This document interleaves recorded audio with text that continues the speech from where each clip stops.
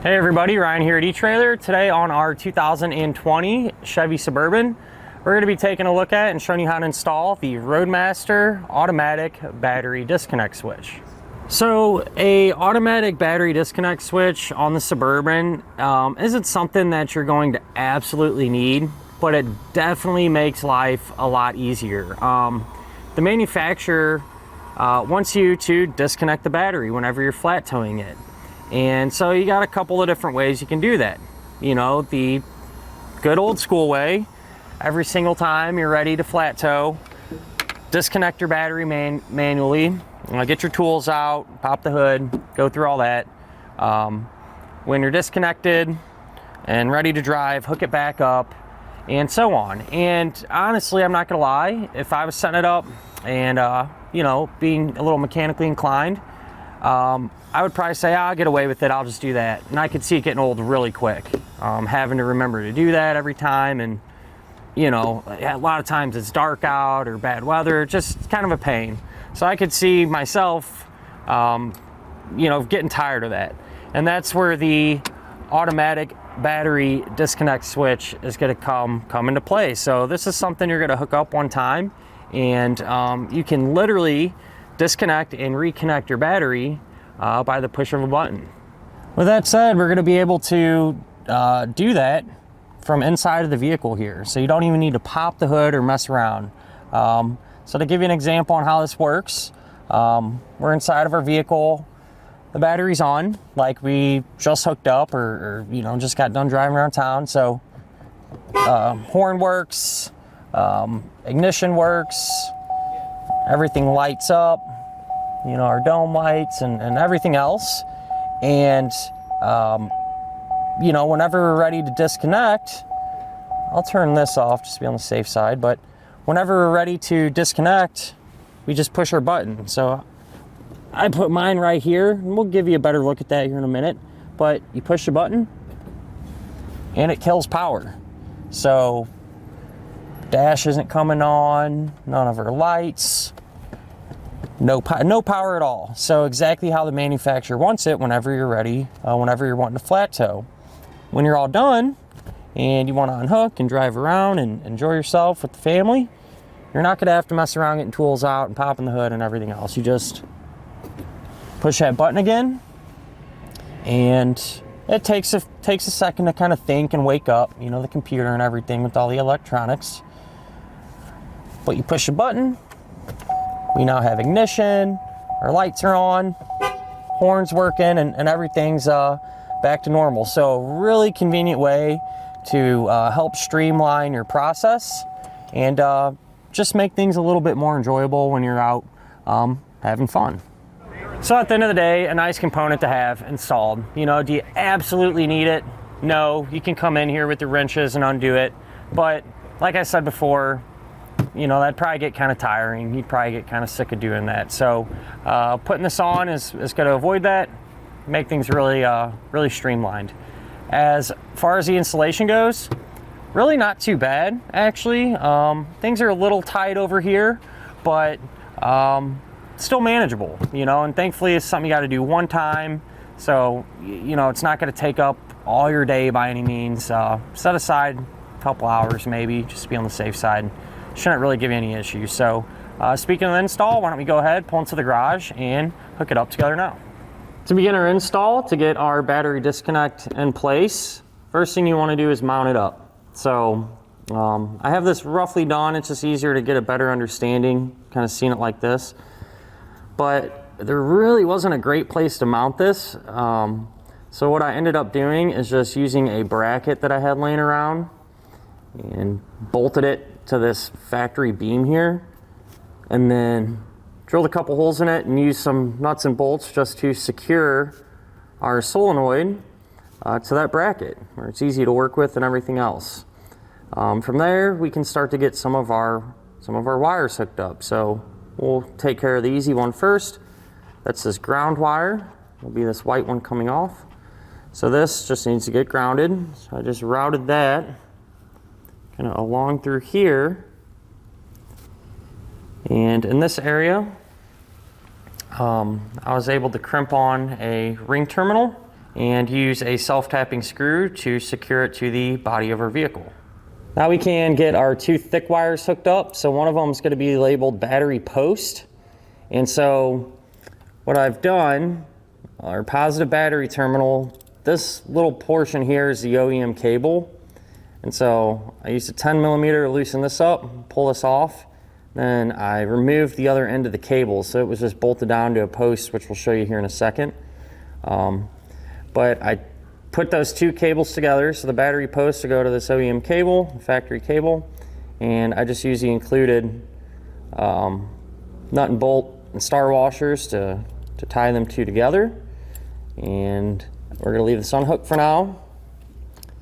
And right here, that's the post that our factory cable was originally hooked to. And so, you know, when I removed it, this nut was already off, and this is just a bare post. And so I took the battery disconnect kit, the cable here that says battery cable, I put that over the post and simply just tightened it back down. Once I have that done, I'll go ahead and get this bolted back to our positive battery terminal. But what I'll probably do is tape up this end really good. That way it doesn't make contact with anything else. It does come with some heat shrink that I put on there, but the way this is angled, it's probably not going to do us any good. So I'll get some tape, really get this covered up, and then I can bolt this back down to our positive battery post. So I went ahead and got this taped up and bolted back to our positive battery terminal, and it's really important that you do this good. Since it is going to be laying really close to a lot of metal, you don't want anything shorting out, so I taped it up really well, and then actually was able to take that heat shrink and kind of jam it up as far as I could just for an extra layer of, you know, at least halfway protection there. So with this done, if you look back at our solenoid, we're going to have one more wire coming off of it. So there's a fuse holder and our gray wire there. So make sure the fuse is not installed. The gray wire is going to get ran to the inside of our vehicle. The gray wire, it's just going to run across our firewall. There's actually some existing wiring that I followed. So I just ran it all the way across to the driver's side. Then right there in that corner, there's a factory grommet that I used to push the wire through into the inside of our vehicle. Their chances are pretty good. You already have that hole opened up from doing braking system and other things, but if you don't, there's a nipple there that you can cut off. And once you do that, there's already a hole behind it, and you can just push that wire through down to your floorboard. So here's where our gray wire comes down, and what I've done is on our kick panel here at the very top, I drilled a hole in it just big enough to get our switch through there. All right, so I drilled out the hole, I ran our gray wire through it, and if you strip back the insulation on the gray wire, that'll expose two wires, because there's actually two small wires that run in that gray sheathing, a red one and a black one. On the back side of the switch, you're just gonna strip back the insulation on the red wire and the black wire and hook them up to the terminals there on the switch. It doesn't matter which side goes to what, as long as they're both hooked up. And then once that is done, the retaining nut, you can just put that switch into the hole, run the nut down, and that'll wrap up this portion. So all that's left to do now is come back to our fuse holder, take the included fuse, we can put that in, and once that's done, we can go back inside of our vehicle and test everything to make sure that it's working properly. So to test it out, what we can do is see where the switch was originally. So I'm hitting the horn, trying to turn the ignition on. We have no power at all. So the switch is in the off position. So if I push it, we should have some power. And I see the screen turning on and the lights are coming on. It kind of takes a second to wake up and think, you know, these computers take a second, but hit the horn works, our ignition works, everything comes to life, so we know that's good. And just to be on the safe side, I'll hit the switch again, the lights turn off, horn doesn't work, ignition doesn't work, so we know everything's working properly. Okay, here we are with Gary and Phillips, and we're going to go over their flat tow setup with them today, show them how everything works and where we installed everything on the Suburban. So, it's a 2020 Suburban. C71. Yeah, so really nice truck. So first of all, we've got the system all put on here, so I'll show you where everything is. So the guys hide things pretty well, and they do a lot of good work as far as putting wire loom all over everything and making it all really nice. So this is your battery disconnect, and that's the part that there's a momentary switch inside. We'll show you here in just a minute. And then this here is your fuse for your braking system. So if the braking system's ever just not working, this is the first place to check. Okay. And you just pop the top off and the fuse is inside there. And then the Air Force One is over here in the secondary battery tray location.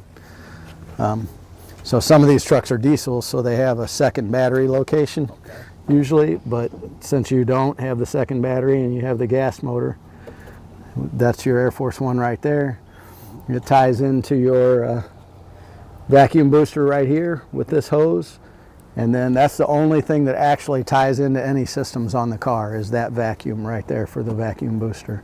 Everything else is just the braking system itself and power from the battery over there. Okay. So then inside the car here, I'll show you the breakaway or the switch for the solenoid. It's really hard to see, so I'm going to point at it and then I'll let you get in here and look at it. It has a chrome bezel around it, so you'll be able to see it, but when you press it, you can kind of hear it. I did, huh? Okay, so if you want to when you check it out there. So that's battery off. Everything in the truck went off. Okay. And you press it again and it's battery on. Okay. So that's that. And then on, if you want to fly in there, on the brake pedal, you'll see a big cylinder and a cable that pulls the brake pedal to the floor. And since you have adjustable pedals, always when you're setting up to tow, you want to adjust the pedals all the way out. Okay. That way the pedals, whenever they're adjusted to any other person at any place, it can never affect driving the car. Okay. So that's why we do it all the way out. And then other than that, we've got your tow bar and safety cables here. So we got some really big safety cables because of the weight of the Suburban. And then the tow bar is pretty simple to use. When they're new, they're a little stiff to move. You move them like this. If you're going to store it, you can store it either way. Most people will grab a tow bar cover and just kind of get everything up in the cover and just leave it on the motorhome when they're camping. And then, you know, it'd be good to take it off and store it, like if you're not going to be going anywhere for a long period of time. Right. Just to keep it out of the sun and whatnot. This is your airline cable for your braking system, and here's your breakaway cable for the braking system.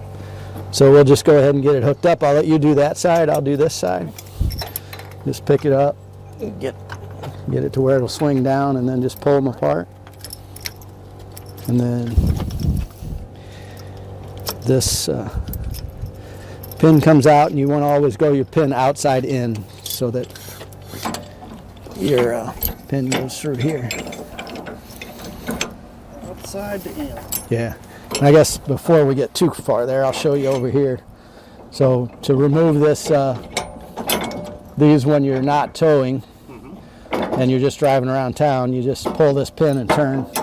So you just pull out on the pin, turn, and it'll pop right out. All right.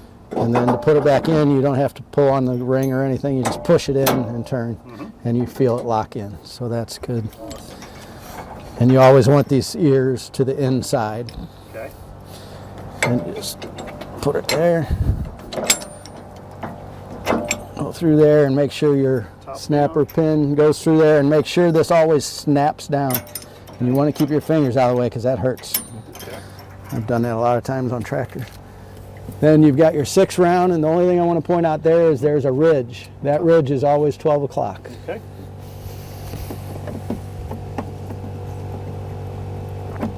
And that runs the lighting and gives you your brake signal for the braking system. And it runs through the tow bar here and goes to the 7-way and plugs right into the 7-way. And we've tested all that, made sure everything was working. The only other thing is the safety cables. Now this is a Blackhawk tow bar.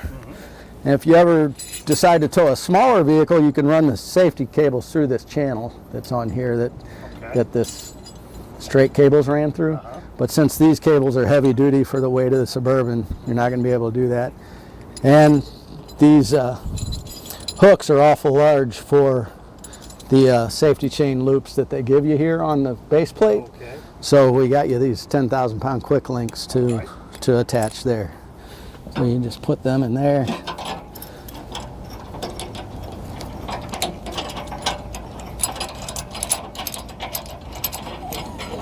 And hang on a second, I'm sorry. So sometimes I'm not thinking.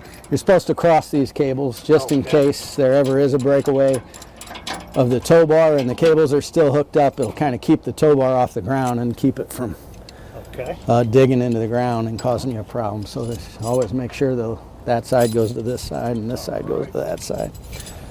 That was my fault. I should have remembered that.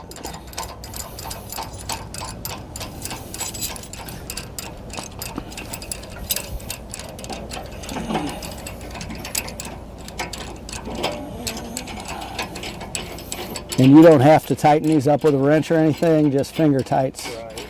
Really good. They'll actually probably be a little too tight if you run into any rain or road grime or anything. You might need a little pair of pliers to undo them. Okay.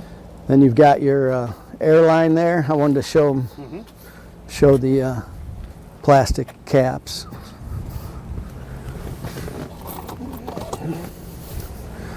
So you got a small cap for the front of the car that you always want to keep on here when you're not towing, and a large cap for this end of the cable for when you're not towing. That keeps all the dirt out of the air system, and then you can stow your cord somewhere. But to go on, it's just like an air compressor chuck there, and then you can do the front side here. And this is one thing I always recommend getting a second set of these. They're just rubber caps for the Air Force, SMI Air Force One. Okay. And they just keep the dirt out of the system. And then that's it, except for the breakaway switch, which is right here. Okay. And so this is not all the way out yet, so these are plenty. You don't have to worry about wrapping them around the tow bar or anything. They're not going to drag the ground. If you do see them stretching out to where they do get that way, you could throw it around the tow bar one time. Just make sure it's not going to get involved here where it's pivoting and pinch the cables. So on the breakaway, it's just this right here. And this little wire cable needs to always stay on there with that plastic thing to keep the two contacts separated so that it doesn't apply the Air Force One brakes. And this little box here stores some air in case of a breakaway, and then that'll apply the brakes. And then otherwise there's a tank underneath that's tied into your air brakes on the coach that actually works the Air Force One system, so you're not using the air for stopping the coach to stop the car. It's actually auxiliary air that's pushed into that tank while you're just driving along. So, and then yeah, other than that, that's pretty much it for setting up and getting ready to go. Yeah, so that's putting the truck in neutral is always something you always want to use your owner's manual on. So we don't give instruction on that, but we'll go through it with you with your owner's manual, and that's different for every vehicle. So we'll do that here in a minute right before you take off. All right. And that should do it. And that'll finish up our look at and our installation of the Roadmaster Automatic Battery Disconnect switch on our 2020 Chevrolet Suburban.